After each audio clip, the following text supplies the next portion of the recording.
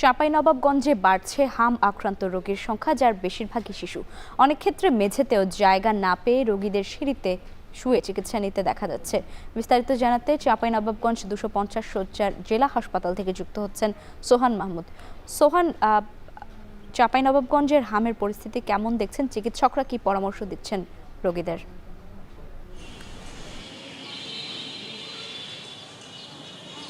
লাইবা, গত 10 দিনের বেশি সময় ধরেই চাঁপাইনবাবগঞ্জে হামের প্রকোপ বেড়েছে।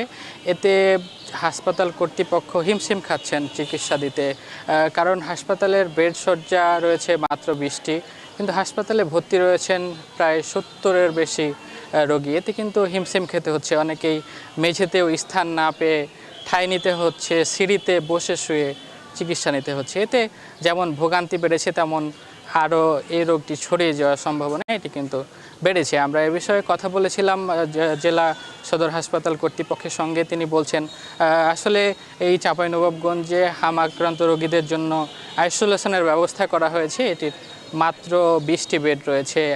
এছাড়াও এই চাঁপাইনবাবগঞ্জে কিন্তু আইসিইউর ব্যবস্থা নেই।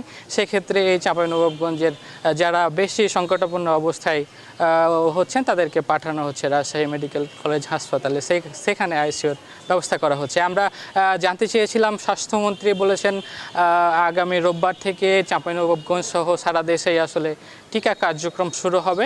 সে বিষয়ে সিভিল সার্জন আমাদেরকে জানিয়েছেন এই চাঁপাইনবাবগঞ্জে কিছুদিন আগে থেকেই আসলে এই হামের টিকা কার্যক্রম চলছে, বা বুথ বসিয়ে তারা টিকা কার্যক্রম করছেন, টিকা দেয়া হচ্ছে। তবে অনেকে আসলে এই টিকা কার্যক্রমের মধ্যে আসতে চান না, একটা অনীহা দেখা দিয়েছে এই টিকা কার্যক্রমে। তো লাইভে ছিল আমার কাছে চাঁপাইনবাবগঞ্জ থেকে সবশেষ পরিস্থিতি। চাঁপাইনবাবগঞ্জ থেকে যুক্ত ছিলেন সোহান মাহমুদ, জানাচ্ছিলেন সেখানকার হাম পরিস্থিতি।